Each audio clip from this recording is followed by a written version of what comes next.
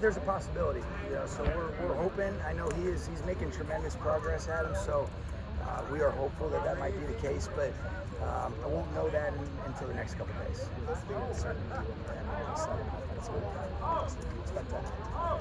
Yeah, we are. We've had some dialogue with some guys that have been cuts, whether it's adding the practice squad or the 53. I'll probably have some updates from Les here pretty shortly. Is Puka practicing in front? He is. Yeah, he's feeling good. And I think the great thing about him is that he came in ready to go. I thought he was in such good shape, he and Cooper, from the beginning of camp. Even though he had missed some time, you could see that physically he's really sturdy. I think he's feeling really good, even just in routes on air today, just the transitions and then some of the stuff in the team period. So he'll be ready to roll. I think so. Yeah. So he's done a great job. He's got that personality, and the beauty of it is you've got really two guys that can play center or guard with Steve or Jonah. Jonah, hasn't been out here, so we've really wanted to make sure that if that was a route we went, that we ended up giving him all the reps, especially because of the noise in the atmosphere, and he's done it.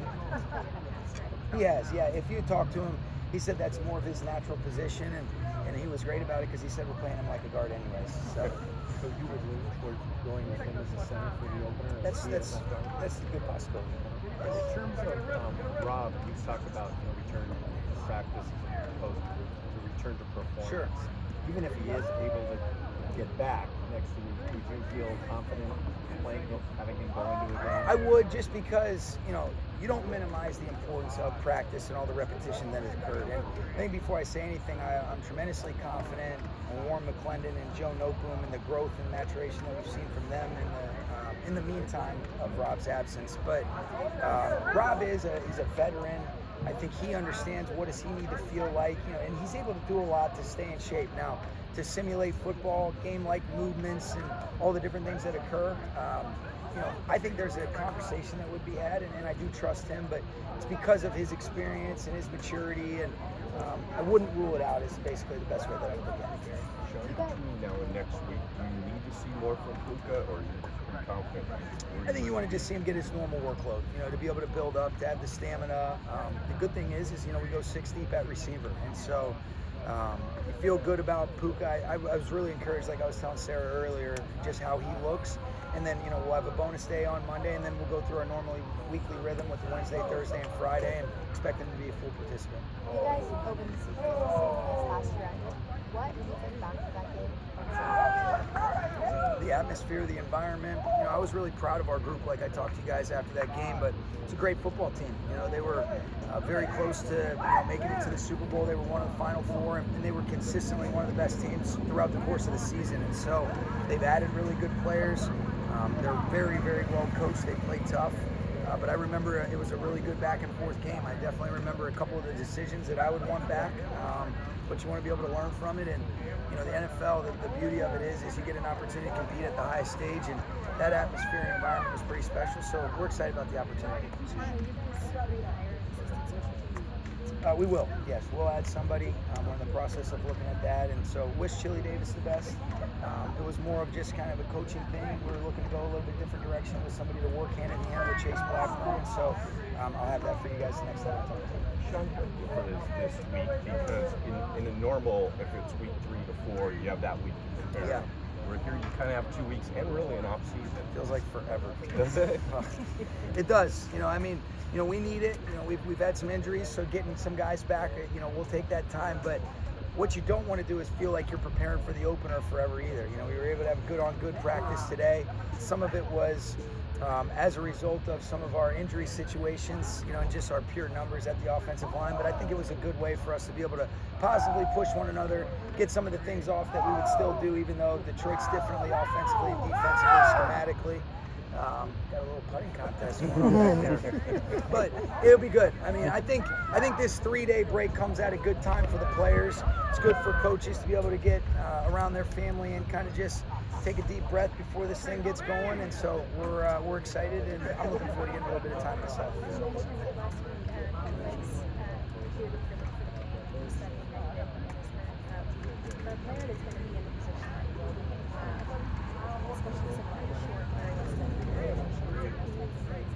How much study quantified what really goes into just the I think process?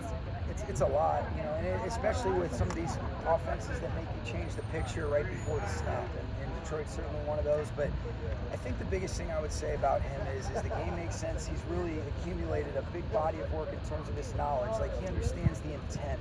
He understands the different tools that we can activate and why we're activating those tools within different coverage contours and concepts.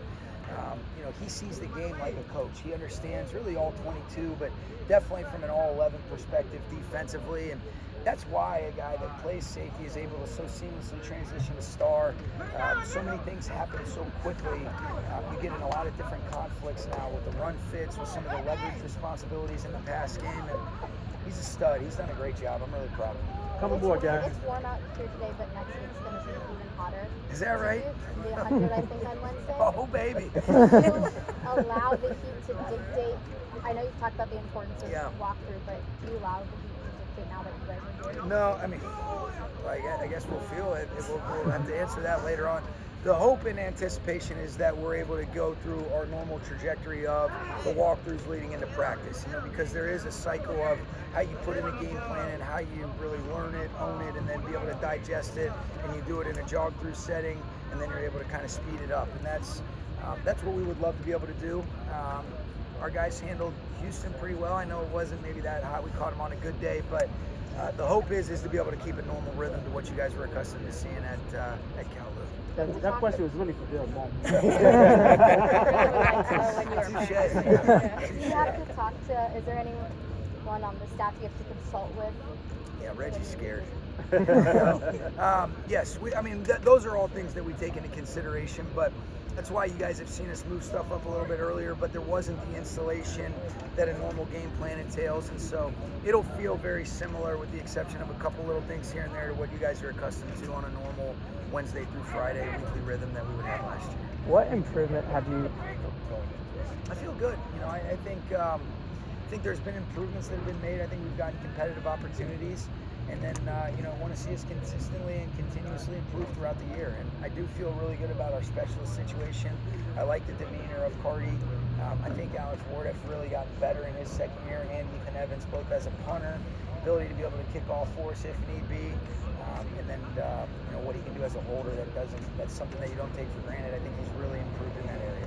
What improvement have you seen from Kobe Turner, both on the field and from a leadership perspective? I think just maturity in general. He got voted by his peers as a captain, and it was, there was a lot of support, almost unanimously for him. And I wasn't surprised, but he's got a nice natural way about himself, incredibly secure in himself. But I also think when you are knighted by your teammates, that almost empowers you a little bit more, where you get that affirmation. And his communication, his command, his ownership, his ability to positively push his teammates, those are the things that I've seen.